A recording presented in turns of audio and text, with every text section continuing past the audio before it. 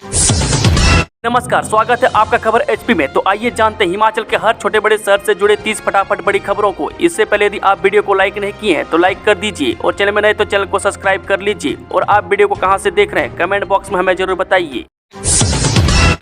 जब तक कांग्रेस सत्ता में रहेगी तब तक ओपीएस जारी रहेगी, धर्मशाला में सीएम सुक्खू ने की ये बड़ी घोषणा। जब सीएम सुक्खू ने धर्मशाला विधानसभा क्षेत्र के दाड़ी मेला ग्राउंड में एक विशाल जनसभा को संबोधित किया। इस मौके पर सीएम ने पूर्व की भाजपा सरकार पर जमकर निशाना साधा। वहीं उन्होंने ओल्ड पेंशन स्कीम को लेकर कहा कि जब तक कांग्रेस सत्ता में रहेगी तब तक ओपीएस जारी रहेगी। उन्होंने कहा कि केंद्र सरकार ने राज्य की ऋण सीमा में 1600 करोड़ रुपए की कटौती की है और ओपीएस बहाल करने के राज्य सरकार के निर्णय को देखते हुए राज्य पर अतिरिक्त प्रतिबंध लगाए हैं। उन्होंने कहा कि एनपीएस के तहत लगभग 9000 करोड़ रुपए अभी भी केंद्र सरकार के पास फंसे हुए और केंद्र सरकार यूपीएस को लागू करने के लिए राज्य पर दबाव बना रही है। धर्मशाला में सीएम सुक्खू की अध्यक्षता में होगी मंत्रिमंडल की बैठक। होम स्टे पॉलिसी पर लग सकते हैं मुहर। जी हां, सीएम सुक्खू की अध्यक्षता में 24 जनवरी को धर्मशाला में मंत्रिमंडल बैठक होगी। सीएम की अध्यक्षता में होने वाली इस मंत्रिमंडल की बैठक में होम स्टे पॉलिसी पर मुहर लग सकती है। मंत्रिमंडलीय उप समिति की तरफ से इसको लेकर सभी औपचारिकताएं पूर्ण कर ली गई है और अब मंत्रिमंडल से इसकी मंजूरी मिलना बाकी है। ऐसे में नई होम स्टे पॉलिसी में प्रदेश के शहरों की शहरी क्षेत्रों में चल रहे B&B यानी कि बेड एंड ब्रेकफास्ट का पंजीकरण करना अनिवार्य किया जाएगा, क्योंकि प्रदेश सरकार के पास इसकी जानकारी उपलब्ध नहीं है। वह B&B के लिए केंद्र सरकार के पोर्टल पर ऑनलाइन पंजीकरण के बाद संचालक मनमाने तरीके से कमरों का किराया वसूल कर रहे हैं। डगवार में सीएम सुक्खू ने रखी दूध प्रसंस्करण संयंत्र की आधारशिला, 35,000 किसान होंगे लाभान्वित। जब मुख्यमंत्री सुक्खू ने गुरुवार को कांगड़ा जिले के डगवार में 1.5 लाख लीटर प्रतिदिन क्षमता वाले अत्याधुनिक दूध प्रसंस्करण संयंत्र की आधारशिला रखी। उन्होंने कहा कि संयंत्र की प्रारंभिक प्रसंस्करण क्षमता 1.5 लाख LLPD है, में जिसे भविष्य में 3 LLPD तक बढ़ाया जा सकता है। में एक बार चालू होने के बाद डगवार दूध प्रसंस्करण संयंत्र कांगड़ा, मंडी, हमीरपुर, चंबा और ऊना जिलों के किसानों की अर्थव्यवस्था को काफी मजबूत करेगा, जिससे 35,000 से अधिक दूध उत्पादकों को लाभ मिलेगा। दूध उत्पादकों की आय बढ़ाने के अलावा यह संयंत्र दूध संग्रह, प्रसंस्करण, गुणवत्ता नियंत्रण और वितरण में रोजगार के अवसर पैदा करेगा। उन्होंने कहा कि इससे परिवहन, आपूर्ति श्रृंखला प्रबंधन और रखरखाव सेवाओं जैसे क्षेत्रों में अप्रत्यक्ष रोजगार भी पैदा होंगे। मुख्यमंत्री ने कहा कि इस संयंत्र के निर्माण के लिए संपूर्ण धनराशि राज्य सरकार की ओर से प्रदान की जा रही है, जो फरवरी 2026 तक पूरा कर लिया जाएगा। उन्होंने कहा कि प्रसंस्करण संयंत्र चालू होने के बाद किसानों को प्रतिदिन 40 लाख रुपए का भुगतान प्राप्त होगा। कर्तव्य पथ पर दिखेगी सिरमौर के सिंगटू नृत्य की झलक। गणतंत्र दिवस के अवसर पर दिल्ली के कर्तव्य पथ पर सांस्कृतिक परेड में पहली बार हिमाचल प्रदेश के जिला सिरमौर के गिरिपार क्षेत्र की हाटी जनजाति का सिंगटू नृत्य प्रस्तुत किया जाएगा। वर्ल्ड रिकॉर्ड होल्डर एवं लोक कलाकार डॉक्टर जोगेंद्र हाबी ने बताया कि क्षेत्र में राष्ट्रीय गणतंत्र दिवस समारोह में आसरा संस्था पझोता सिरमौर के कलाकारों की ओर से जिला सिरमौर के हाटी जनजातीय क्षेत्र के सिंगटू नृत्य की झलक प्रस्तुत की जाएगी। संस्कृति मंत्रालय भारत सरकार के सौजन्य से होने वाले सांस्कृतिक कार्यक्रम में पूरे भारत के लगभग सभी राज्यों व केंद्र शासित प्रदेशों के 5000 से अधिक कलाकार एक ताल स्वर में विभिन्न प्रकार के लोक एवं जनजातीय नृत्यों की प्रस्तुति देंगे। इस प्रदर्शन को संस्कृति मंत्रालय की ओर से 24 जनवरी को Guinness book of world record में भी दर्ज किया जाएगा। सीबीआई ने छात्रवृत्ति घोटाले का कब्जे में लिया रिकॉर्ड, दोनों एजेंसियां कर रही है जांच। हिमाचल के बहुचर्चित 181 करोड़ रुपए के छात्रवृत्ति घोटाले में केंद्रीय एजेंसी यानी कि सीबीआई और ईडी की कार्रवाई पर भी सवाल उठ रहे हैं। इस मामले की जांच ये दोनों एजेंसियां कर रही है। घोटाले की जांच कर रहे शिमला कार्यालय के डीएसपी को चंडीगढ़ सीबीआई ने गिरफ्तार किया। डीएसपी पर घोटाले में नामजद आरोपियों से मिलने वाली रिश्वत में से 10% कमीशन मांगने का आरोप है। वहीं ईडी के सहायक निदेशक विशाल दीप के गिरफ्तार होने के बाद प्रवर्तन निदेशालय भी मनी लॉन्ड्रिंग से जुड़े मामले के नए सिरे से जांच कर रही है। उधर सीबीआई चंडीगढ़ ने मामले की जांच कर रहे शिमला कार्यालय से रिकॉर्ड कब्जे में ले लिया। आरोपी डीएसपी का तबादला होने के बाद अब सीबीआई कार्यालय शिमला में डीएसपी गोविंद सिंह सोलंकी की तैनाती की गई है। दुर्घटना मामले में 6 माह के बाद दायर याचिका नहीं होगी स्वीकार, हाईकोर्ट ने फैसले को किया निरस्त। हिमाचल प्रदेश हाईकोर्ट ने कहा कि दुर्घटना मामले में 6 महीने की देरी के बाद दायर की गई याचिका अब मानी नहीं होगी। उच्च न्यायालय के न्यायाधीश विपिन चंद्र नेगी की अदालत ने मोटर दुर्घटना दावा अधिकरण चंबा की ओर से पारित 23 जुलाई 2024 के फैसले को निरस्त कर दिया। प्रतिवादियों की ओर से आवेदन देरी से करने को निचली अदालत ने माफ कर दिया था। कंपनी की ओर से निचली अदालत के फैसले को चुनौती दी गई थी। बीमा कंपनी ने अदालत अदालत को बताया कि मुआवजे के दावे के लिए कोई आवेदन 6 महीने के बाद स्वीकार नहीं किया जाएगा। हिमाचल में बढ़ जाएगा स्कूलों की बसों का किराया, एचआरटीसी करने जा रहा बड़ा बदलाव, हर स्कूल को नहीं मिलेंगी बसें। जी हिमाचल पथ परिवहन निगम यानी कि एचआरटीसी शिमला शहर में निजी स्कूलों के लिए चलाई जा रही बसों में बड़ा बदलाव करने जा रहा है। वह पहले आवेदन पर हर स्कूल को बस मिल जाती थी, लेकिन नए शैक्षणिक सत्र से ऐसा नहीं होगा। मैं जहां बस सेवा कम है और विद्यार्थी अधिक है वहां बस लगाने पर निगम विचार करेगा। बता दें कि नए सत्र में जिन स्कूलों के लिए बसें लगेगी उसका किराया भी बढ़ जाएगा, यानी निजी स्कूलों के बच्चों के जो रियायती पास बनाए जाते हैं वह उसकी दर बढ़ेगी। पिछले वर्ष भी निगम प्रबंधन ने इसमें वृद्धि की थी, अब इसे दोबारा बढ़ाया जा रहा है। मैं इसके पीछे निगम प्रबंधन तर्क दे रहा है कि यह बसें निजी स्कूलों के लिए चल रही है। निजी स्कूल भी वे हैं जो नामी है, वहां पर अच्छी फीस है, यानी इन स्कूलों में उन घरों के बच्चे पढ़ते हैं जो किराया दे सकते हैं। युवराज ने दिया निशा को धोखा, 5 दिन का पुलिस रिमांड। कुछ इस तरह हुआ लव स्टोरी का द एंड। जब मंडी जिले के जोगिंदर नगर की निशा सोनी की हत्या के आरोपी पुलिसकर्मी को पुलिस ने गिरफ्तार कर अदालत में पेश किया। न्यायाधीश ने उसे 5 दिन की पुलिस रिमांड पर भेजने के आदेश जारी किए। पुलिस रिमांड के दौरान आरोपी से गहनता से पूछताछ जारी है। जानकारी के मुताबिक बता दें कि निशा सोनी एयर होस्टेस का कोर्स कर रही थी। वह चंडीगढ़ के सेक्टर 34 स्थित पीजी में रहती थी। मैं इसी दौरान उसकी दोस्ती फतेहगढ़ साहिब में रहने वाले 31 वर्षीय पंजाब पुलिस के कर्मचारी युवराज से हो गई। वह 20 जनवरी की शाम निशा युवराज के साथ घर से निकली थी और उसके उपरांत लापता हो गई। उसका मोबाइल नंबर भी बंद आने लगा तो परिवार की चिंता बढ़ने लगी। उसकी तलाश शुरू हुई तो सीसीटीवी कैमरों में वह युवराज के साथ जाते कैद हुई थी। उसके बाद 21 जनवरी को उसका शव पटियाला भाखड़ा नहर से बरामद हुआ। वही सिंहपुरा पुलिस थाना की टीम निशा के शव को वापस जिला रूपनगर लेकर आई। परिजनों के बयान दर्ज कर पुलिस से कर्मी युवराज को गिरफ्तार कर लिया। वह डीएसपी राजपाल सिंह गिल ने कहा कि निशा की बहन रितु सोनी के बयानों के आधार पर ही युवराज के खिलाफ मामला दर्ज किया है। मैं रितु ने कहा कि युवराज उसकी बहन को ब्लैकमेल किया करता था। उसे 20 जनवरी देर शाम अपने साथ लेकर गया और उसकी बहन को पथरेली पुल जिला रूपनगर से नहर में धक्का देकर मार दिया है। एचआरटीसी बसों में आधुनिक तरीके से किराए के भुगतान का बढ़ा प्रचलन, 9 माह में 3 गुना बढ़े यात्री। हिमाचल पथ परिवहन निगम बसों में किराए का कैशलेस भुगतान करने वालों की संख्या 9 महीने में 3 गुना बढ़ गई है। वह प्रदेश में रोजाना 2500 लोग कैशलेस माध्यम से किराया चुका रहे हैं। मैं इतना ही नहीं, एचआरटीसी के NCMC कार्ड से किराया चुकाने वालों की संख्या महज 4 महीनों में 10 गुना से अधिक हो गई है। मनाली विंटर कार्निवाल में युवक के गले पर किया था बोतल से वार, एक गिरफ्तार, जाने पूरा मामला। जब मनाली में चल रहे विंटर कार्निवाल की तीसरी सांस्कृतिक संध्या के दौरान मनु रंगशाला में हुए झगड़े में युवक की हत्या के आरोपी को पुलिस ने गिरफ्तार कर लिया है। पुलिस की प्रारंभिक जांच में पता चला है कि कांच की टूटी बोतल से युवक के गले पर हमला किया गया। वीरवार को 3 चिकित्सकों की निगरानी में 19 वर्षीय मृतक दक्ष के शव का पोस्टमार्टम करवाया गया। मजिस्ट्रेट भी इस दौरान मौजूद रहे। साक्ष्य जुटाने के लिए फॉरेंसिक टीम ने सैंपल लिए। मनाली में सब गृह के बाहर लोगों की भारी भीड़ जुटी। विधायक Bhuvneshwar Gaur, SDM Raman Kumar Sharma, DSP KD Sharma खुद मौके पर मौजूद रहे। नेता प्रतिपक्ष बोले सुख आश्रय योजना में फीस न जमा करना व्यवस्था परिवर्तन का एक और शर्मनाक चेहरा।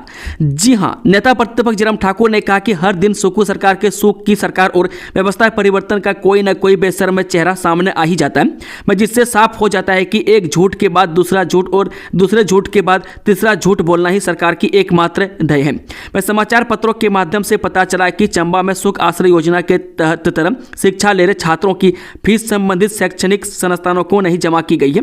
यह सुक्खू सरकार का व्यवस्था परिवर्तन का एक मॉडल है, जिसके नाम पर सरकार हर दिन मंचों से गला फाड़ फाड़ कर चिल्लाती है। सरकार हर दिन सुख आश्रय को लेकर बड़ी बड़ी बातें कर रही है, लेकिन जमीनी हकीकत यही है कि ऐसे बच्चों की फीस भी सरकार जमा नहीं कर रही है। हिमाचल सरकार ने एचआरटीसी को दी बड़ी राहत, अब खत्म होगा यह झंझट। जब प्रदेश सरकार ने बस रूट मामले को लेकर एचआरटीसी को बड़ी राहत देने की तैयारी की है। बता दें कि एक विशेष पॉलिसी सरकार के परिवहन विभाग ने अधिसूचित कर दी है, जिस पर 1 महीने में आपत्तियां व सुझाव मांगे गए।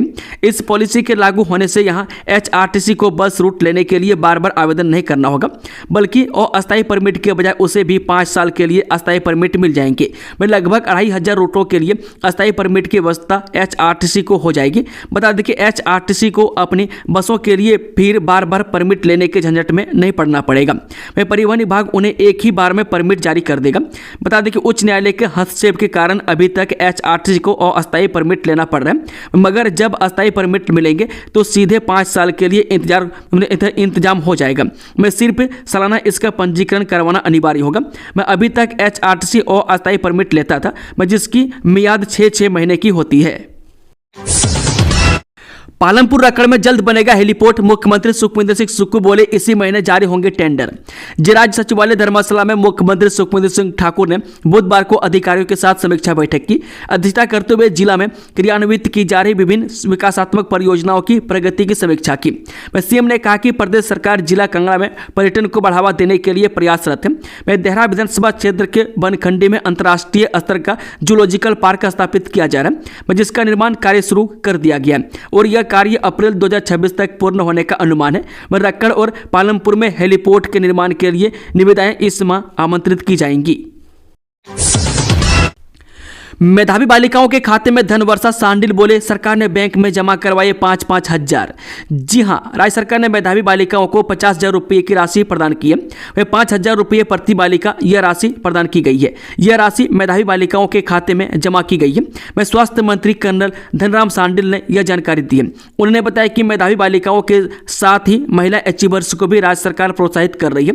महिला अचीवर्स को 2100 रुपये प्रति अचीवर्स राशि प्रदान की जा रही है।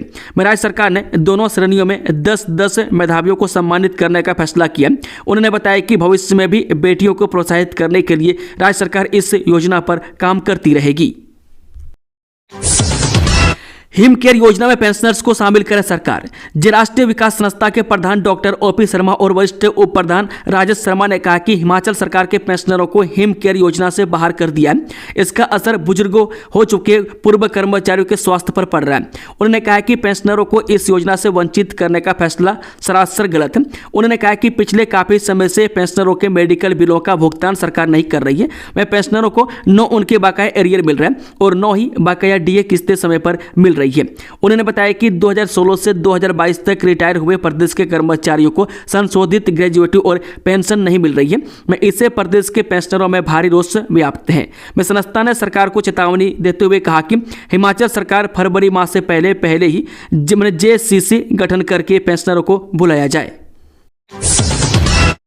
मिड डे मील कर्मचारियों के लिए 27 करोड़ का बजट जारी, 3 महीने से नहीं मिला है मानदेय। जब प्रदेश के स्कूलों में मिड डे मील कर्मचारियों के लिए शिक्षा निदेशालय ने 27 करोड़ का बजट जारी कर दिया। मैं स्कूलों को यह बजट जल्द ही मिल जाएगा। मैं केंद्र सरकार की ओर से अभी तक विभाग को बजट नहीं मिला था, लेकिन अब ग्रांट जारी होने के बाद स्कूलों को भी जल्द ही बजट जारी करने की बात कही जा रही है। गौर रहे कि पिछले 3 माह से कर्मचारी मानदेय मिलने का इंतजार कर रहे हैं। मैं कुछ एक दूर दराज क्षेत्र के जिला में तो 3 माह से भी ज्यादा का समय हो गया, लेकिन अभी तक उनके खाते में सैलरी नहीं डाली गई है। मैं इस कारण कर्मचारी परेशान है। मैं मिड डे मील वर्कर को केवल 4,000 रुपये मानदेय मिलता है। मैं यूनियन का कहना है कि मानदेय भी 3 महीने बाद मिलता है। मैं इतने में परिवार को पालना मुश्किल है। मैं छुट्टियों का कोई प्रावधान नहीं है। मैं 26 बच्चों की शर्त की वजह से आज 15 वर्ष से सेवाएं दे रहे मिड डे मील वर्कर को नौकरी छोड़नी पड़ रही है। मिड डे मील वर्कर को केवल 10 महीने का ही मानदेय मिलता है। उन्होंने कहा कि यूनियन मांग करती है कि हर महीने वेतन दिया जाए। मैं किसी भी वर्कर की छटनी न की जाए। निजीकरण पर रोक लगाने के साथ ही श्रम कोड रद्द कर सामाजिक सुरक्षा प्रदान की जाए। डबल होंगी हिमाचल की सभी सुरंगें, ट्विन ट्यूब में होगा निर्माण। हिमाचल में नेशनल हाईवे पर बनी ज्यादातर टनल अब डबल होंगी। मैं NHAI पहले से मंजूर टनल को ट्विन ट्यूब टनल में बदलने जा रहा है। मैं इनमें से एक टनल के माध्यम से यात्रियों के आने की व्यवस्था होगी, जबकि दूसरी टनल के माध्यम से वाहनों को हिमाचल से बाहर जाने की सुविधा मिलेगी। सुरंगों को डबल करने का सबसे बड़ा असर शिमला कालका नेशनल हाईवे पर नजर आने वाला है। यहाँ कैंथली घाट से ढली तक मंजूर तीनों सुरंग डबल होंगी और इन सुरंगों में वाहनों के लिए अलग अलग आवाजाही के प्रबंधन रहेंगे। यानी NHAI ढली से कैंथली घाट तक के हिस्सों में ही कुल 6 सुरंगों का निर्माण करेगा। मैं इसके अलावा कैंथली घाट से सोलन के चंबा घाट तक बन रहे 4 लेन के दूसरे भाग में कंडा घाट टनल को भी डबल किया जाएगा। इसके लिए NHAI ने केंद्र सरकार से मंजूरी मांगी है। खराब मौसम में भरी उड़ान बाल बाल बचे 4 पैराग्लाइडर पायलट देवोल गांव की पहाड़ियों पर की लैंडिंग। जब भीड़ के 4 पैराग्लाइडर पायलट वीरवार दोपहर बाद खराब हुए मौसम के कारण बाल बाल बच गए। वह चारों पायलटों ने मौसम के खराब होने पर उपमंडल के देवोल गांव के ऊपर की पहाड़ियों में सुरक्षित लैंडिंग कर ली। दाड़ी में जनसभा के दौरान सीएम सुक्कू का घेराव करने पहुंचे भाजपा कार्यकर्ता धरने पर बैठे। जब धर्मशाला के दाड़ी मेला मैदान में मुख्यमंत्री की जनसभा के दौरान भाजपा कार्यकर्ता उनका घेराव करने पहुंच गए। इस दौरान भाजपा कार्यकर्ताओं ने जहां सभा स्थल पर पहुंचकर धरना दिया, वहीं धर्मशाला पालमपुर सड़क मार्ग पर भी प्रदर्शन किया। इसके चलते सड़क मार्ग कुछ देर के लिए जाम हो गया और सड़क मार्ग पर लंबा जाम लग गया। जानकारी के अनुसार बता दें कि गुरुवार को मुख्यमंत्री सुखविंदर सिंह सुक्कू दाड़ी मेला मैदान में जिलावासियों को करोड़ों रुपये की सौगात देने के बाद जनसभा को संबोधित कर रहे थे। इस दौरान भाजपा कार्यकर्ताओं ने धर्मशाला में बनने वाले केंद्रीय विश्वविद्यालय के कैंपस निर्माण के लिए 30 करोड़ रुपए की राशि प्रदेश सरकार की ओर से जमा नहीं करवाने को लेकर रोष जताया। वह भाजपा कार्यकर्ता सीएम को 30 करोड़ रुपए जल्द जमा करवाने के लिए ज्ञापन देने पहुंचे थे, लेकिन मुख्यमंत्री ने उनसे थोड़ी देर बाद मिलने के लिए कहा। कक्कड़ गांव के कुएं में मृत मिला तेंदुआ, पोस्टमार्टम रिपोर्ट आने के बाद पता चलेगा मौत का कारण। जिला हमीरपुर की ग्राम पंचायत कक्कड़ के भटदू गांव वार्ड नंबर 2 में कुएं में तेंदुए मरा हुआ मिला। वन विभाग ने तेंदुए के शव को कब्जे में ले लिया। अभी तक तेंदुए की मौत के कारण स्पष्ट नहीं हुआ है। प्रत्यक्षदर्शी ग्रामीण सतीश कुमार ने कहा कि उन्होंने अपने घर का निर्माण कार्य लगाया हुआ है। वीरवार दोपहर को जब निर्माण कार्य के लिए टूलू पंप लगाने के लिए कुएं की तरफ गए तो कुएं में मरा हुआ तेंदुआ दिखा। उन्होंने अपने आसपास के लोगों को घटना की सूचना दी। मौके पर दोनों पंचायतों के प्रधान भुक्कड़ किशोर चंद व कक्कड़ पंचायत प्रधान विनोद कुमार पहुंचे और उन्होंने वन विभाग के गार्ड को इसकी सूचना दी। वन रक्षक शुभम शर्मा व योगराज ने मृत तेंदुए को कुएं से बाहर निकाला। उन्होंने कहा कि तेंदुए का पोस्टमार्टम करवाकर उसका दाह संस्कार किया जाएगा। पोस्टमार्टम के बाद ही तेंदुए की मौत के कारणों का पता चल पाएगा। निशा हत्याकांड, जानिए क्यों आरोपी के साथ कार में गई थी निशा। बहन ने बताई मर्डर के पहले की कहानी। जिला के जोगिंदर नगर उपमंडल की 22 वर्षीय निशा चंडीगढ़ में एयर होस्टेस का कोर्स कर रही थी। निशा सेक्टर 34 में अपनी बहन के साथ पीजी में रहती थी। 21 जनवरी को निशा की लाश पटियाला में नंगल नहर से मिलती है। इसके बाद पूरा परिवार सदमे में आ जाता है। बता दें कि निशा के साथ क्या हुआ ये बताने के लिए वो इस दुनिया में नहीं है, लेकिन निशा की बहन रितु ने वो सब बताया जो इस हत्या का कारण बना। रितु ने बताया कि निशा की मुलाकात 5 महीने पहले मोहाली में तैनात पंजाब पुलिस के एक जवान से हुई थी। उसने निशा को बताया कि उसकी उम्र 27 साल है और वह अविवाहित है। मैं इसी बीच निशा को सच्चाई पता चल जाती है। निशा को पता चलता है कि युवराज की उम्र 33 साल है और वो पहले से ही शादीशुदा है। मैं उसकी पत्नी विदेश में रहती है और उसका एक बेटा भी है। मैं उसके बाद निशा आरोपी से सारे संबंध तोड़ने की बात करती है, लेकिन आरोपी को यह मंजूर नहीं था। रितु ने बताया कि घटना वाले दिन 20 जनवरी को फोन पर निशा और युवराज के बीच काफी लड़ाई हुई। निशा ने युवराज को उसका नंबर ब्लॉक करने की चेतावनी दी। निशा का फोन स्पीकर पर था और वो उसे जान से मारने की धमकी दे रहा था। मैं ये सब सुन रही थी। युवराज अपने घर फतेहगढ़ जा रहा था, लेकिन रास्ते से वो वापस आ गया और रात 8:30 बजे अपनी गाड़ी हमारे घर के बाहर लगा दी और उसे नीचे मिलने के लिए बुलाया। निशा मुझसे कुछ देर में वापस आने की बात कहकर घर से निकली थी। युवराज निशा को इसके बाद सुनसान सड़क पर ले गया और नहर में फेंक दिया। प्रदेश के लिए आपदा बनकर आई सुक्कू सरकार, लोग पाना चाहते हैं छुटकारा। आज सीएम सुखविंदर सिंह सुक्कू ने डगवार में मिल के प्रोसेसिंग प्लांट का उद्घाटन किया। इसके साथ ही दाड़ी मेला ग्राउंड में जनसभा को भी संबोधित किया। इस रैली में सीएम सुक्कू ने धर्मशाला के विधायक सुधीर शर्मा पर भी निशाना साधा था। वहीं अब सुधीर शर्मा ने सीएम सुक्कू पर पलटवार किया। वह सुधीर शर्मा ने कहा कि सीएम की रैली पूरी तरह से फ्लॉप रही। जो बसें धर्मशाला विधानसभा क्षेत्र से लोगों को लाने के लिए भेजी गई थी वो खाली रैली स्थल पर पहुंची। रैली स्थल पर कुर्सियां खाली पड़ी हुई थी और भीड़ नदारद थी। आज भी मुख्यमंत्री ने धर्मशाला के लिए कोई भी बड़ी घोषणा नहीं की है। वह सीएम के भाषण में सिर्फ एक ही मुद्दा रहा और वो है सुधीर शर्मा। आज भी मुख्यमंत्री अपने भाषण में राज्यसभा चुनाव का रोना रोते रहे, जबकि हमने जो फैसला किया था उस पर धर्मशाला की जनता ने मुहर लगाई है और मुझे दोबारा चुनकर भेजा है। वन विभाग नहीं करेगा 200 सहायक वन रक्षकों की भर्ती, सरकार ने किया ये बड़ा बदलाव, अब इस निगम को सौंपी जिम्मेदारी। जी, हिमाचल में युवाओं को आने वाले दिनों में रोजगार का अवसर मिलने जा रहा है। मैं इसके लिए प्रदेश सरकार पहली बार सहायक वन रक्षकों के 200 पद भरने जा रही है, मैं जिसका जिम्मा पहले वन विभाग को सौंपा गया था, लेकिन इस भर्ती को लेकर अब सरकार ने बदलाव किया है। मैं सहायक वन रक्षकों की भर्ती वन विभाग नहीं करेगा। बता दें कि अब सहायक वन रक्षकों की भर्ती का जिम्मा सरकार ने वन निगम को सौंप दिया है। मैं इसको लेकर R&P रूल भी अब वन निगम ही तैयार करेगा। भोटा अस्पताल में रात्रि आपातकालीन सेवाएं बंद, इंद्रदत्त लखनपाल ने की स्वास्थ्य सचिव बदलने की मांग। जब बड़सर विधानसभा क्षेत्र के तहत आने वाले बाले भोटा सरकारी अस्पताल में रात्रि आपातकालीन सेवाओं को बंद कर दिया गया, मैं जिसके लिए सरकार ने बाकायदा नोटिफिकेशन जारी किए, मैं जिस पर बड़सर के विधायक इंद्रदत्त लखनपाल ने प्रदेश की सुक्खू सरकार पर जमकर निशाना साधा है। वह विधायक इंद्रदत्त लखनपाल ने कहा कि भोटा PHC अस्पताल में आसपास की 15 पंचायतों के लोग अपना इलाज करवाने के लिए पहुंचते हैं, लेकिन सरकार ने भोटा अस्पताल को सुबह 9 बजे शाम से शाम 5 बजे तक सेवाएं देने का जो फैसला लिया उसका वो पूर्ण विरोध करते हैं। हिमाचल में 41 साल से खाली चल रहे एरो स्पोर्ट्स अधिकारी का पद, पैराग्लाइडिंग के दौरान जा रही सैलानियों की जान। जी, हिमाचल प्रदेश में साल 2018 से अब तक 15 पैराग्लाइडिंग हादसों में पर्यटकों व पायलट की जान गई है।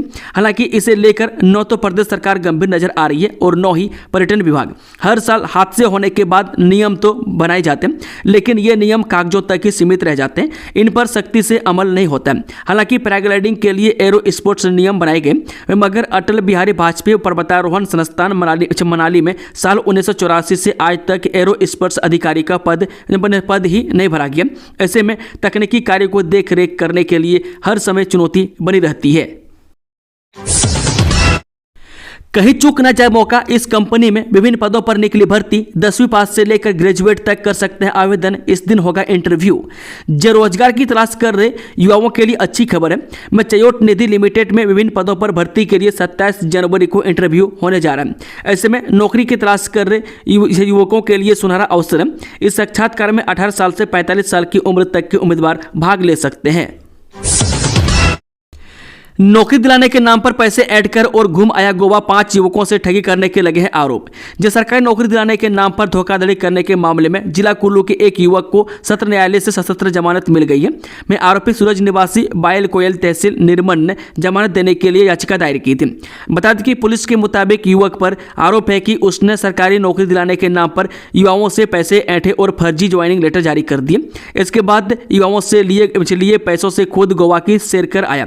मैं सत्र न्यायाधीश देवेंद्र कुमार की अदालत ने याचिका को स्वीकार करते हुए अब उसे जमानत पर रिहा करने के आदेश दिए। आरोपी न्यायिक हिरासत पर केथू जेल में बंद था। चोटियों पर हिमपात, शिमला में बूंदाबूंदी, हवाओं ने बढ़ाई ठंडक, 29 तक हिमाचल में मौसम साफ। अटल टनल रोहतांग के आसपास वीरवार को हल्का हिमपात हुआ। राजधानी शिमला में बूंदाबूंदी हुई।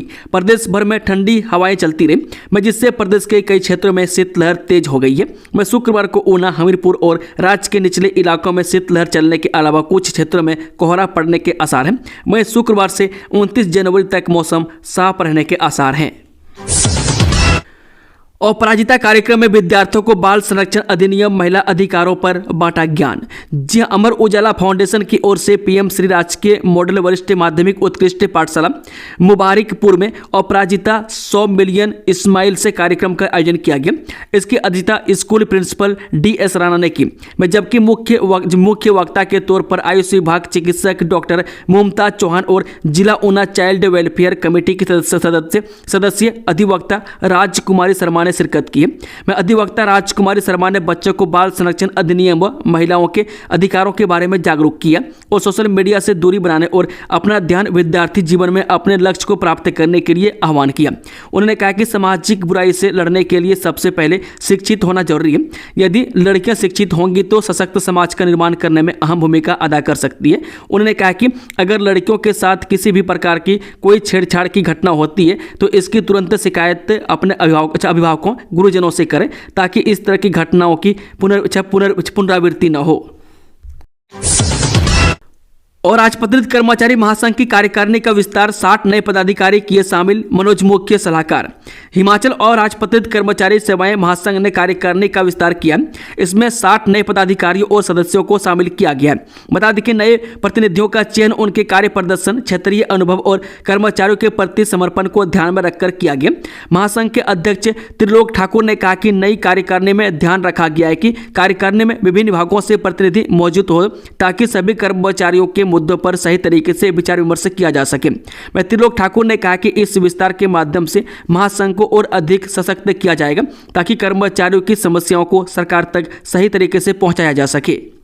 दोस्तों, खबरों का सिलसिला समाप्त होता है। अगर जानकारी पसंद आई तो वीडियो को लाइक, शेयर, चैनल को सब्सक्राइब जरूर कर लें और कमेंट बॉक्स में अपना फीडबैक या राय जरूर दें। Thank you, all the best. जय हिंद, जय हिमाचल।